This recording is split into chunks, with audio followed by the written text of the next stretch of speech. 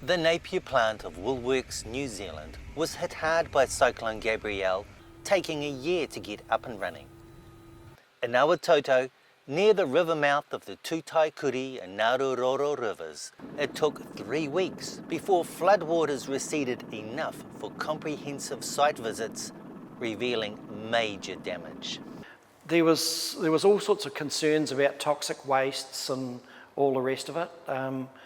We'd already done our homework and knew that we were pretty safe. There was probably sewage here. We were going to have to deal with that sooner or later. Simple things like we weren't allowed to put anything into the drains, so we had to take our silt outside, dry it, and then move it to the back of the section. And our guys that were doing that job, that was just an unbelievably difficult task. Hale said at first the only support for the company came from its insurers and local MPs. Absolutely alone, and no one really to turn to, no one there to hold our hands. None of us have ever been through this situation before, and there was no book that we could go to read a script on how to get the job done. And I suspect the local officialdom didn't know much better themselves. It was very easy to see that there was a great deal of damage down the street, and including some of the Napier City Council assets, such as the effluent treatment station, Unison's substation down the road. And it only made sense to get all the neighbours together and see what we could do collectively. Following on from that meeting, we've formed the Awatoto Industrial Action Group and appointed a manager, and hopefully navigate our way through to a point of putting in secondary containment.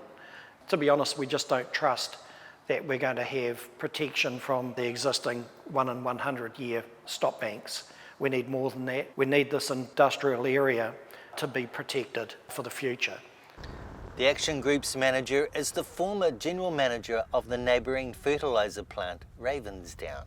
We've got 2 projects that we're working on. One is to improve the stormwater system in Awatoto. We're low-lying, we're reliant on pumping, it's very flat. We need either an additional pumping station or more pumps, but we also want to make sure that our pumps can be resilient when, say, the power goes out. Right now, we're reliant on tractor pumps that get installed manually. There's no generator backup down in the pump station there. So that's a really key focus for us. The second focus for us, though, is to look at the catastrophic flood scenario that we had. Cyclone Gabrielle was a storm that was a larger storm than the Heretatonga Plains flood protection system could handle. It was never designed for a storm of that size. So what happens? It starts to fail. And what happens is it's going to fail in places like where it failed in Awatoto, near bridges where there are constraints, where the water can back up. And what happened, unfortunately, in our case, is the entire stop bank failed and drained into Awatoto. So we've been looking at those sorts of scenarios. If we got another big flood, what could happen? We believe that a secondary containment system is appropriate. So, yep, we would like the council to improve the overall flood protection system, and they are looking at that. They're doing a review. But let's be realistic, the timeframes around getting those improvements are a long way away, and we do know things like addressing the Kiwi Rail Bridge, which is not at the right level and is a constraint to letting the water out to sea. That'll take years and years. So what we'd like to see built and what we are working on, we've taken a proactive step of studying this problem, and we believe a secondary containment system around Awatoto is appropriate. We've got about 800 million plus of inbuilt infrastructure in and around Awatoto, employment for about 600 people or so, and then all the other things that come along with that.